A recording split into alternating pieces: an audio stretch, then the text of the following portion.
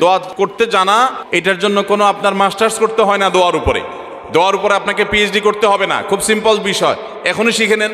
দোয়ার জন্য আদব হলো যে আপনি আল্লাহর কাছে দোয়া করতে গিয়ে প্রথমে আল্লাহর প্রশংসা করবেন। আল্লাহ, আপনার অনেক নিয়ামত আমি ভোগ করছি, আপনি আমাকে অনেক নিয়ামত দিয়েছেন। স্বীকৃতি দেওয়া যে আল্লাহ আমি সুস্থ, অনেকে সুস্থ না। আল্লাহ আমি পঙ্গু না, অনেকে পঙ্গু। আল্লাহ আমাকে আপনি কত কিছু দিয়েছেন যেটা অনেককে দেন নাই। আমার চোখ দুটো ভালো, আমার অনেক নিয়ামত আমি আপনার ভোগ করছি। আল্লাহ, আমি আপনার নিয়ামতের শুকরিয়া আদায় করছি, স্বীকৃতি দিচ্ছি, কৃতজ্ঞতা আদায় করছি। হে আল্লাহ, আপনার রাসূলের প্রতি আপনি রহমত নাজিল করেন। আপনি যদি লম্বা চড়া বিস্তারিত না বলতে পারেন, আপনি সূরা ফাতিহাটা পড়েন, আলহামদুলিল্লাহ রাব্বিল আলামিন, আল্লাহর প্রশংসা সেখানে হয়ে গেছে, আলহামদুলিল্লাহ রাব্বিল আলামিন পড়েন, দুরূদ শরীফ পড়েন, বাস। এরপরে আপনি এবার বলেন আল্লাহ আপনি আমাকে মাফ করে দেন। আল্লাহ আমার বাবা চলে গেছেন, তাকে মাফ করে দেন। আল্লাহ আমার মা দুনিয়া থেকে চলে গেছেন, তাকে মাফ করে দেন। ভাইরা আমার, আসল কথা হলো আমরা সেই ব্যথাটাই অনুভব করি না।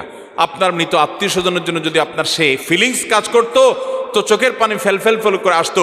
আপনি যদি আল্লাহর কাছে কোনো কিছু মায়ের পেঁচ দিয়া অর্থাৎ সুন্দর করে সাজায়া গোছায়া বলতে নাও পারেন, আপনি নিশ্চিত থাকেন শুধু চোখের পানিটা যদি আপনি ফেলেন, চোখের পানিও আসে না, শুধু কান্নার ভান করে আপনি যদি আল্লাহর দিকে হাত তুলে আপনি যদি সময় কাটান এবং কিছু বলার চেষ্টা করেন, আল্লাহ রাব্বুল আলামিন আপনার দিলের ভাষাও পড়তে পারেন।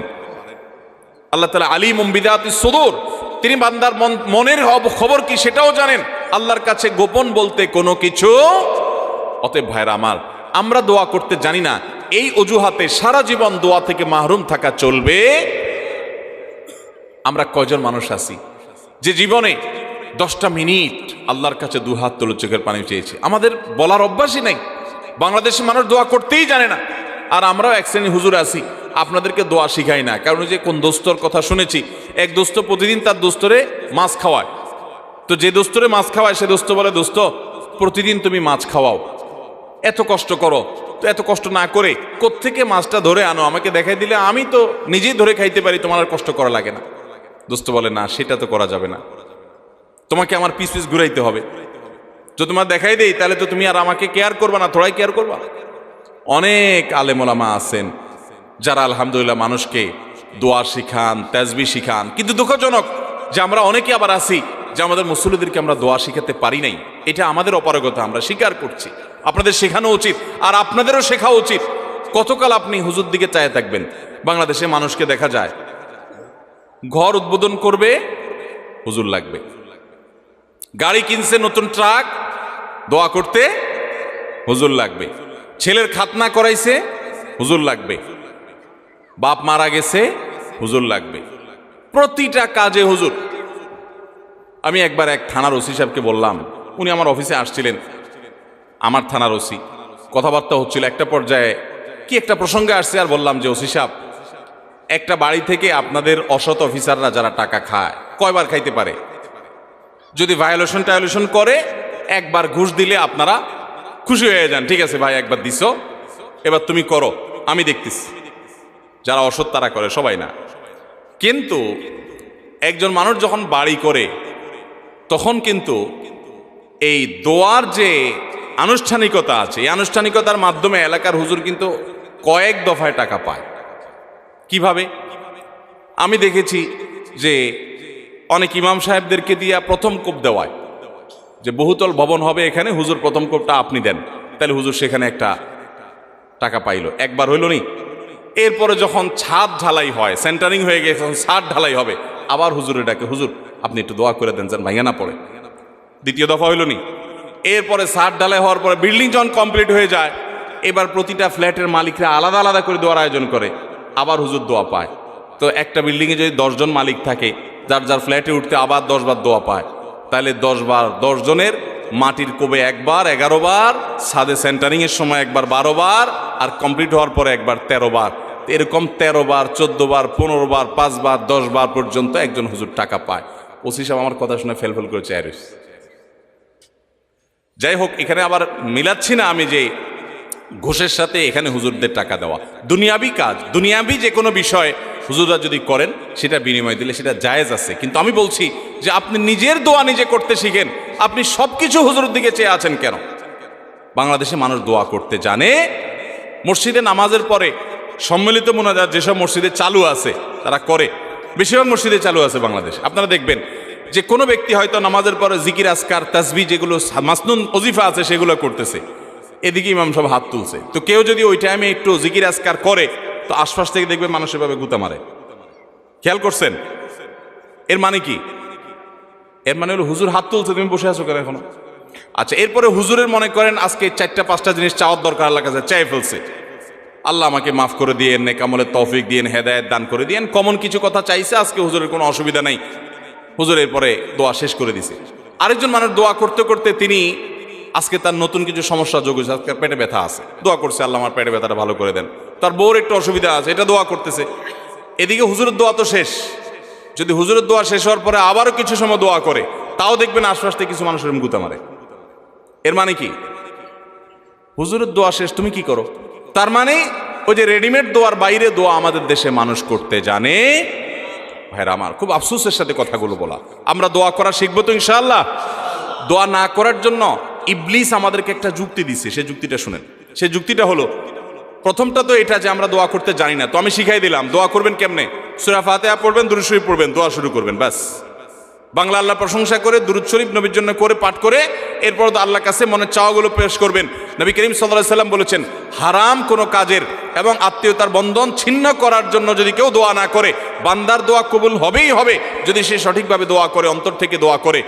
কারণ গাফেল অন্তর দোয়া আল্লাহ তাআলা কবুল করেন না। আপনার মায়ের পেঁয়াজ দরকার নাই, আপনি কোনো কথা বলতে জানেন না, ভাই যে বোবা, তারও তো মনের চাওয়া আছে, আছে না নাই? তো আল্লাহ তাআলা তার মনের চাওয়া বুঝেন না? আল্লাহ রাব্বুল আলামিন সব কিছু টের পান। অতএব আপনি অনেক সাজানো গোছানো কথা বলতে পারছেন না, কোনো দরকার নাই। আপনি যা পারেন তা বলেন, কিছু বলতে পারছেন না, শুধু চোখের পানি বলেন এবং মনের আকুতিগুলো মনে মনে বলেন, আল্লাহ তাআলা সেটা পর্যন্ত শুনতে পান। দোয়া করবো তো ইনশাআল্লাহ।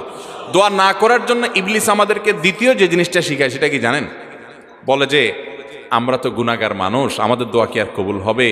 এত পাপ করি, এত অপরাধ করি, ওনারা হুজুর মানুষ, কত আমল করেন, ওনাদের দোয়াই তো কবুল হবে, আমার দোয়া কি কবুল হবে? এটা হলো ইবলিসের সবচেয়ে বড় শয়তানি, যে আমরা গুনাহগার মানুষ, আমাদের দোয়া কি কবুল? এই ষড়যন্ত্র শয়তানের, এটা দূর করার জন্য একটা বিশেষ একটা দৃষ্টান্ত আমি পেশ করতে চাই। সেটা হলো, আল্লাহ রাব্বুল আলামিন যখন আদম আলাইহিস সালামকে সৃষ্টি করার পর সকল ফেরেশতাকে, ইবলিসে তাদের মধ্যে শামিল ছিলেন, ইবাদত করতে করতে তাদের পর্যায়ে চলে গেছেন, তার দলভুক্ত হয়ে গেছেন। সে সহ সবাইকে যখন আল্লাহ রাব্বুল আলামিন সিজদা করতে নির্দেশ করলেন, সবাই সিজদা করলো, ইবলিস সিজদা করলো না। কেন সিজদা করলো না? আবা ওয়াস্তাকবারা ওয়া কানা মিনাল কাফিরিন। সে অস্বীকার করছে। আল্লাহর সামনে সরাসরি আল্লাহর নির্দেশকে অস্বীকার করা, ডিনাই করা, এটা তো বিদ্রোহ করার শামিল। এটা সাধারণ কুফরি না, এটা বিদ্রোহ। আপনি আপনার আব্বার একটা কথা শুনলেন না, এটা তার অগোচরে শুনলেন না, এটা একটা জিনিস।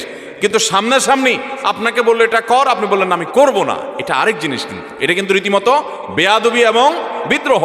ইবলিস সেই কাজটা করছে। বোঝার চেষ্টা করেন, এইরকম জঘন্য অপরাধ যে আল্লাহ রাব্বুল আলামিনের সামনে সরাসরি বিদ্রোহ করা, সরাসরি বেয়াদবি করা। কার সামনে বেয়াদবি? কোনো প্রধানমন্ত্রী প্রেসিডেন্টের সামনে না, যাদের সামনে বেয়াদবি করলে কল্লা উড়ে যাবে। স্বয়ং সৃষ্টিকর্তার সামনে বেয়াদবি। প্রধানমন্ত্রী এবং প্রেসিডেন্ট তো পরের কথা, দুনিয়ার সকল প্রধানমন্ত্রী প্রেসিডেন্টের বানানেওয়ালা রব, তার সামনে বেয়াদবি করছে কে? ইবলিস। বোঝার চেষ্টা করেন, পরিস্থিতিটা বোঝার চেষ্টা করেন। ওই টাইমে আল্লাহ রাব্বুল আলামিনের রাগান্বিত হওয়ার কথা কি কথা না? আল্লাহর নাফরমানি যত মানুষ, যত সৃষ্টি যতভাবে করুক, ইবলিসের চাইতে এইরকম বেয়াদবি নাফরমানি আল্লাহ সৃষ্টি জগতে কেউ করেও নাই, কিয়ামত পর্যন্ত কেউ করবেও না। এইরকম নাফরমানি করেছে, আবা ওয়াস্তাকবার, অহমিকা করেছে, দম্ভ করেছে আল্লাহর সামনে দম্ভ। ভাইরা আমার, সিচুয়েশনটা বুঝলেন তো যে পরিস্থিতি কি? মজার বিষয় হলো, এইরকম আল্লাহর রাগের সময় পর্যন্ত ইবলিস কিন্তু আল্লাহকে খুব ভালো করে চিনত। কারণ কাছাকাছি থেকে ফেরেশতাদের মধ্যে ইবাদতবন্দি করছে। আল্লাহর রহমত যে তার গোস্সার উপরে গালিব থাকে, সাবাকাত রহমতি আলা গাদাবি, অর্থাৎ হাদিসে কুদসিতে আছে, আল্লাহ তাআলা বলেছেন যে আমার রাগ এবং ক্রোধের উপরে আমার রহমতটা বিজয়ী হয়েছে। ইবলিস সেটা জানতো। এই জন্য ওই রাগের সময় বেয়াদবি করেছে। ওই সময়টাতে হুট করে ইবলিস একটা দোয়া করে বসলো আল্লাহর সামনে। খেয়াল করেন কি দোয়া করছে? রব্বি ফাংজিরনি ইলা ইয়াউমি ইউবআসুন। আল্লাহ, আমাকে আপনি সুযোগ দেন, আল্লাহ যখন বললেন ফখরুজ মিনহা ফাইন্নাকা রাজিম, যাও বের হও জান্নাত থেকে, তুমি বিতাড়িত, তোমাকে তাড়িয়ে দেওয়া হলো। ওই টাইমে আল্লাহ তাআলা রাগ হয়ে বের করে দিয়েছেন। ভয়ে তো এই টাইমে আল্লাহর কাছে কিছু বলার কথা না, কিন্তু ইবলিস ওই টাইমে আল্লাহর কাছে দোয়া করে বসছে। কি দোয়া? আল্লাহ আমাকে কিয়ামত পর্যন্ত কি দেন? হায়াত দেন, আর শয়তানি করার সুযোগটা দেন। যে আদমের কারণে আমার জান্নাত থেকে বের হতে হলো, এ আদমের সন্তানদের প্রত্যেকটা মানুষকে আমি পথহারা করে ছাড়বো। এই জন্য একটা জিনিস খেয়াল করেন, নামাজ পড়তে আরাম লাগে না কষ্ট লাগে? তাহলে তো সব ফেরেশতা, এরা কিসের ওয়াজ টোয়াজ করবো, আর দরকার আছে এখানে কোনো? এগুলো সব সাক্ষাৎ ফেরেশতা। আমার তো কষ্ট হয়, ফজর নামাজে উঠতে কষ্ট হয় না আপনাদের? আপনাদের তো আরাম লাগে বলতেছেন। শরীরটা একটু মেজমেজ করে না? অলসলের ভাব আসে না? আপনার তো আসে না মাশাআল্লাহ। তো সাক্ষাৎ বুজুর্গ সব। আচ্ছা ভাই, আমাদের ভালো কাজ করতে কষ্ট লাগে, আচ্ছা খারাপ কাজ করতে কষ্ট লাগে? জেনার দিকে মানুষের মন আকৃষ্ট হয় কি হয় না? হারাম উপার্জনের দিকে মন টানে কি টানে না? 2 নম্বর কাজ দিকে মন টানে কি টানে না? কিন্তু ভালো কোনো কাজ দিকে তো মন টানে না। কাহিনী কি? এখানে কেউ একজন কাজ করছে, পেছনে নেপথ্যের মহা শত্রু আছে যে পেছন থেকে কাজ করছে, তার নাম কি? ইবলিস। এবং এ বিষয়ে আমি কথা বললে কয়েক ঘন্টা কথা বলতে হবে। ইবলিস কিভাবে ইবলিসই করে, কোরআনে আপনারা একটা জিনিস লক্ষ্য করবেন, যেখানে শয়তানের আলোচনা আসছে সেখানে আল্লাহ তাআলা একটা শব্দ ব্যবহার করেছেন, আদুউম মুবিন। শয়তান তোমাদের শত্রু। কিরকম শত্রু? প্রকাশ্য শত্রু। শয়তান দেখছেন কোনোদিন আপনারা? আল্লাহ বলছেন প্রকাশ্য শত্রু, এক জায়গা না, যেখানেই শয়তানরে বলছেন শত্রু সেখানে আল্লাহ বলছেন প্রকাশ্য শত্রু। গোপন শত্রু বলেন না আল্লাহ তাআলা। কাহিনী কি? এই জন্য বললাম যে শয়তান নিয়ে কথা বলতে কয়েক ঘন্টা বলতে হবে। শয়তান নিয়ে আমার একটা আলোচনা করার পরিকল্পনা আছে, রেডি করে রেখেছি, কোন এক জায়গায় আমি বলবো। আজকে সেটা নিয়ে আলোচনা ইস্যু না, মূল ইস্যুতে আবার ফিরে আসি।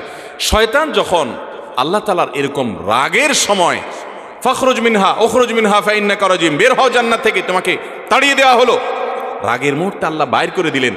আমাদেরকে কি এরকম রাগের মুহূর্তে বের করে দিলে আমরা আবার তার কাছে কিছু চাইতে যাবো? যেখান তো থাপ্পড় খাবো কিছু চাইলে, চাওয়ার সময় হলো রাগের মুহূর্ত। ইবলিস ওই টাইমে আল্লাহর কাছে বলছে, আল্লাহ শয়তানি করতে চাই। এই মানুষ যাদের কারণে আমার জান্নাত থেকে বের হতে হলো, লা আকউদান্না লাহুম সিরাতাকাল মুস্তাকিম, আল্লাহ আপনার সিরাতে মুস্তাকিমের প্রতিটি মোড়ে মোড়ে আমি বসবো।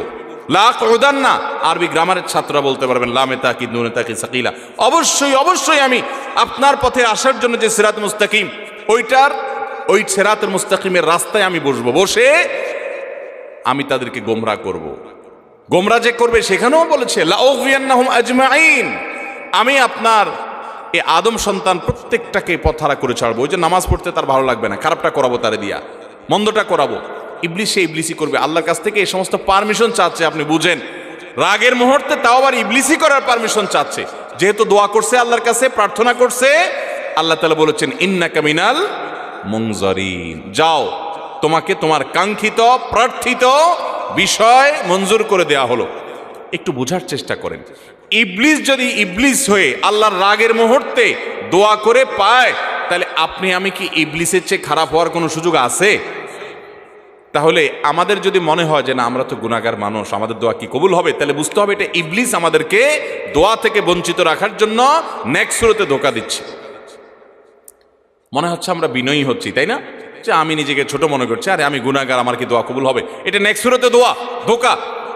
আপনার দোয়া কবুল হবে না কে বলেছে? আল্লাহ ওয়াদা করছেন উদউনি, তোমরা আমার কাছে দোয়া করো, আস্তাজিব লাকুম, আমি দোয়া কবুল করব। আর ইবলিস আপনাকে বলতেছে না না, তুমি গুনাহগার মানুষ, নামাজের ঠিক নাই, রোজার ঠিক নাই, তোমার দোয়া আল্লাহ কবুল করবে? এই জন্য আমাদের দ্বারা দোয়া করা হয় না। ভাইরা আমার, ইবলিসই আমরা শুনবো না। দোয়ার মাধ্যমে বান্দা লাভবান হয়। বান্দা যদি দোয়া করে সেটা 3 ভাবে কবুল হয়। কয় ভাবে কবুল হয়? 3 ভাবে। দোয়া যদি শর্ত পূরণ করে আপনি করতে পারেন, মিস হবে না। হালাল উপার্জনকারীর দোয়া কবুল হয়, হারাম দিয়া দেহ গঠন হলে দোয়া কবুল হয় না। দোয়া কবুলের মূল শর্তই সেটা। এরপর দোয়া কবুলের শর্ত হলো যে সালাত সালাম পেশ করবেন নবী করিম সাল্লাল্লাহু আলাইহি ওয়াসাল্লামের প্রতি, আল্লাহর প্রশংসা নিবেদন করবেন। এর মাধ্যমে দোয়া করলে দোয়া কবুল হবে। ভাইরা আমার, আপনি যদি দোয়া করেন, নাম্বার 1, যা চাইছেন আল্লাহ তা আপনাকে দিবেন। এটা হলো দোয়া কবুলের একটা পদ্ধতি। চাইছেন একটা, আল্লাহ দিয়েছেন আরেকটা, সেটাও দোয়া কবুলের পদ্ধতি। আপনি মনে করতেছেন যে আমার এই মুহূর্তে পানি হইলে মনে হয় লাভ হবে, আল্লাহ তাআলা আপনাকে হয়তো পানি না দিয়ে আরেকটা দিয়েছেন যেটা আপনার এর চেয়ে বেশি ইম্পর্টেন্ট, আপনি নিজে জানেনও না সেটা। তো দোয়াটা সেভাবেও কবুল হয় যে আমি যা চাইছি তা হয় নাই, কিন্তু অন্য কিছু হয়েছে যা আমি চাই নাই, এটা দোয়ার মাধ্যমে হয়। তৃতীয়ত, বান্দার দোয়া কখনো কখনো আল্লাহ দুনিয়াতে কিছুই দেন না দোয়ার বিনিময়। আল্লাহর কাছে চাইছে আল্লাহ এটা দেন, আল্লাহ দেয় নাই, কিন্তু আখিরাতে আল্লাহ তাআলা তার জন্য সওয়াব রেখে দিয়েছেন, কারণ দোয়া বান্দার বৃথা যায় না। কোন কোন হাদিস থেকে আমরা জানি কিয়ামতের ময়দানে মানুষ কিছু সওয়াব দেখে বলবে এই আমলগুলো তো আমি করি না, এগুলো সওয়াব কোথা থেকে আসলো? তখন বলা হবে দুনিয়াতে তুমি যে দোয়া করছিলা সেই দোয়াটা আল্লাহ তাআলা দুনিয়াতে তোমার মঞ্জুর করে না, এটা জমা করে রেখে আখিরাতে তোমাকে সওয়াব দিয়েছেন। তখন সে বলবে ইস, আমার দুনিয়ার সব দোয়া যদি না মঞ্জুর হয়ে সবগুলোর বিনিময় যদি আখিরাতে অনন্তকালের জন্য পেয়ে যেতাম, কতই না ভালো হতো। দুনিয়ার জীবন তো সংক্ষিপ্ত ছিল, এখানে তো অনন্ত অসীমকাল ভোগ করব। অতএব দোয়া করব তো ইনশাআল্লাহ।